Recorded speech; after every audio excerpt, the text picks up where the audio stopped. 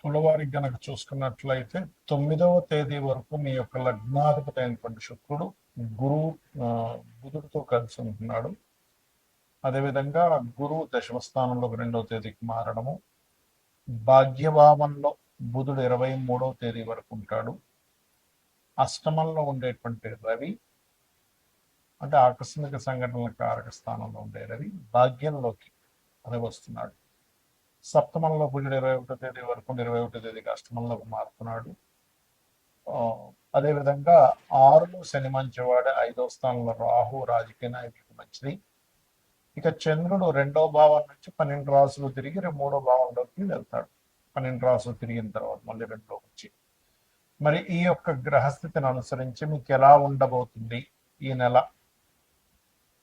ఎటువంటి విషయాల పట్ల మీరు ఖచ్చితంగా జాగ్రత్త తీసుకోవాలి, ఏ దేవత ఆరాధన చేయాలి అనేటువంటి అంశాలు చెప్తుంది నేనైనప్పటికీ చెప్పిస్తుంది సాక్షాత్ లలిత అమ్మవారిగా భావిస్తూ ఆ లలితాంబిక అమ్మవారి యొక్క అనుగ్రహం మీకు పరిపూర్ణంగా కలగాలని మనస్ఫూర్తిగా కోరుకుంటూ, ఇక్కడ ఎప్పుడైతే రాస్యాధిపతి భాగ్యభావంలో బుధుడితో కలిసి ఉన్నాడో కొన్ని సమస్యలు క్లియర్ అవ్వడానికి కొన్ని నిర్ణయాలు తీసుకోవడం ద్వారా మీరు బయటపడడం జరుగుతుంది.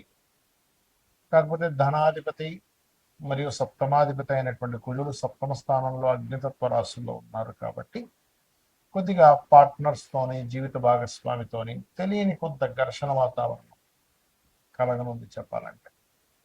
కాబట్టి ఈ యొక్క విషయంలో కొద్దిగా జాగ్రత్తగా ఉండాలి. కొంచెం ఉన్న ప్రదేశంతో కూడా వేరే ప్రాంతానికి వెళ్ళడం ద్వారా ధనయోగం ఉంటుంది. కొద్దిగా ఎవరికైనా ధనం ఇచ్చి ఫ్రెండ్స్ కలిసి ధనం ఇచ్చే దాని ద్వారా కొంత ఇబ్బంది కూడా ఉంది. కాబట్టి కొంత జాగ్రత్తగా ఉండాలి. రాజకీయ నాయకులు మాత్రం చాలా బాగుంది మీకు పంచమంలో రాహు ఉండడం వల్ల.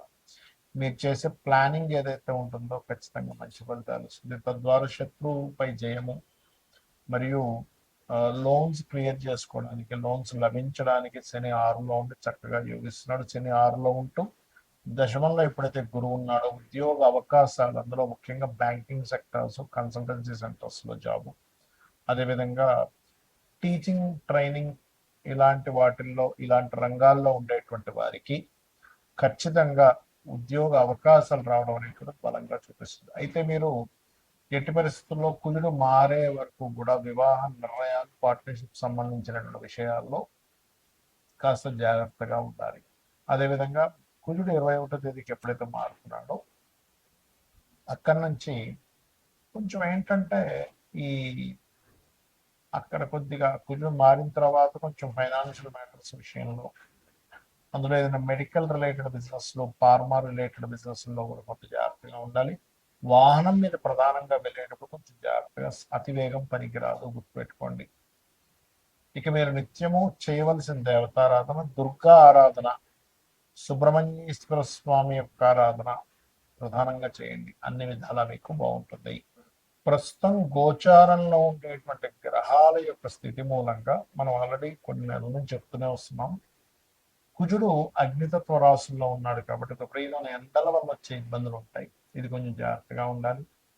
నీటి వల్ల వచ్చేటువంటి వైరస్లు, గురువు అతిచారంలో కర్కాటకంలోకి వెళ్ళాడు కాబట్టి ధరలు విపరీతంగా పెరగడం తగ్గడం, అది గోల్డ్ అనుకోండి, సిల్వర్ అనుకోండి, అన్ని కూడా మనం ఆల్రెడీ మే 11 నుంచే, May first week second week నుంచి పెరుగుతాయని చెప్పాం. అదే రకంగా పెరుగుతూ వస్తున్నాయి.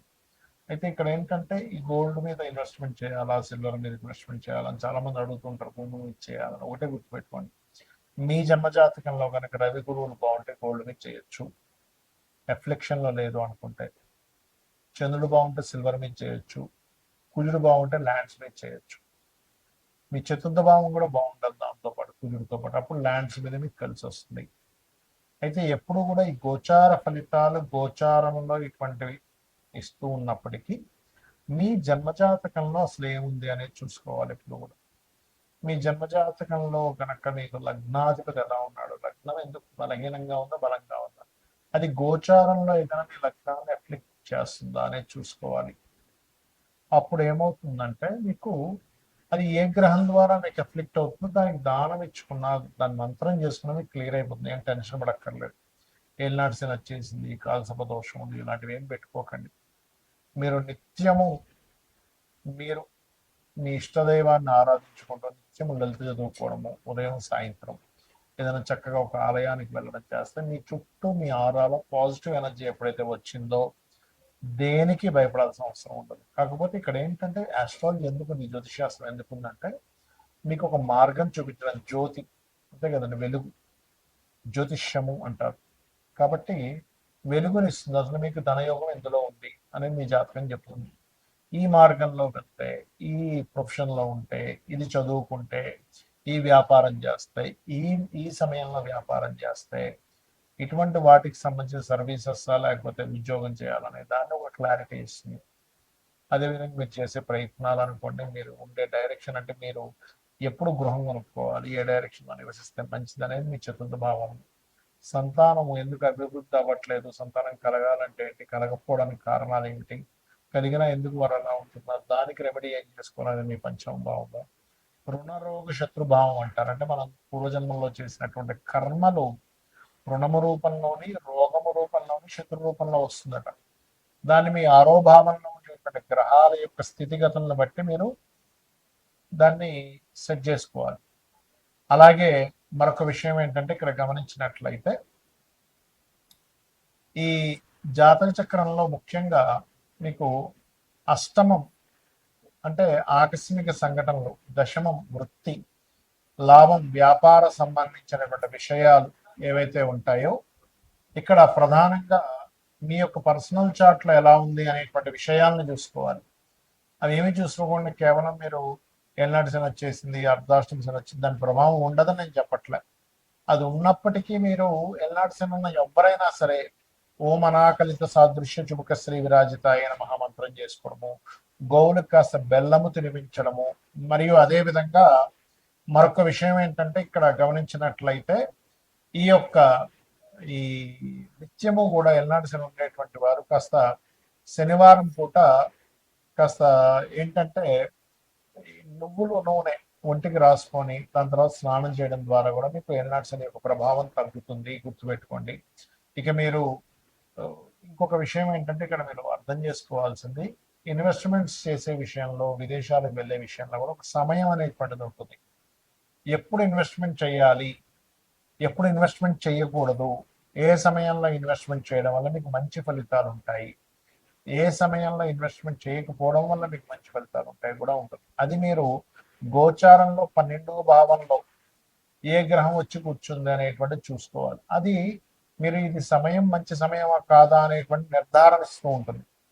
ఆ రకంగా చేసుకుని మీకు ఇంకోటి ఏంటంటే ఉంగరాలు ఇలాంటివి పెట్టుకుంటూ ఉంటారు, నేను కాదనట్లేదు. దానివల్ల కొంత ఎనర్జీ, పాజిటివ్ ఎనర్జీ ఉంటుంది. కానీ మీరు ఏంటంటే తెలియకుండా, తెలుసుకోకుండా ఏది పడితే అది పెట్టేసుకుంటున్నారు. అలా కాదు, మీకు మీ జన్మజాతకంలో ఏ గ్రహం మీకు పాజిటివ్ ఫలితాలు ఇస్తుంది, ఆ గ్రహ సంబంధించింది ఇప్పుడు మీకు పెట్టుకోవచ్చా లేదా కొంతకాలం తర్వాత ఆ యొక్క ఉంగరాన్ని ధరించాలా అనేటువంటి విషయం మీ జన్మజాతకంలో నవగ్రహాల్లో ఏ గ్రహం మీకు పాజిటివ్గా ఉందో చూసుకుని దాన్ని పెట్టుకోవాలి. లగ్నానికి శుభుడు పాపి, మనకి శనివర్గ లగ్నాలు, గురువర్గ లగ్నాలు అని 2 రకాలుగా ఉంటాయి. కాబట్టి దాన్ని బట్టి కూడా పెట్టుకుంటారు. కానీ దానికంటే అతి ముఖ్యంగా మీరు చూసుకోవాల్సింది మీ యొక్క లగ్నం శనివర్గమైనా గురువర్గమైనా కూడా మీ యొక్క జాతక చక్రంలో మీ గ్రహాల్లో ఏది స్ట్రాంగ్ గా ఉందో చూసుకుని పెట్టుకోవడం వల్ల మీకు మంచి ఫలితాలు రానున్నాయి, గుర్తుపెట్టుకోండి, వస్తాయి కూడా. ఇక నిత్యము దేవతారాధన చేసుకుని, నిత్య దీపారాధన చేసుకుని చేయండి, మీకు అన్ని విధాలా బాగుంటుంది. శ్రీమాత్రే నమః.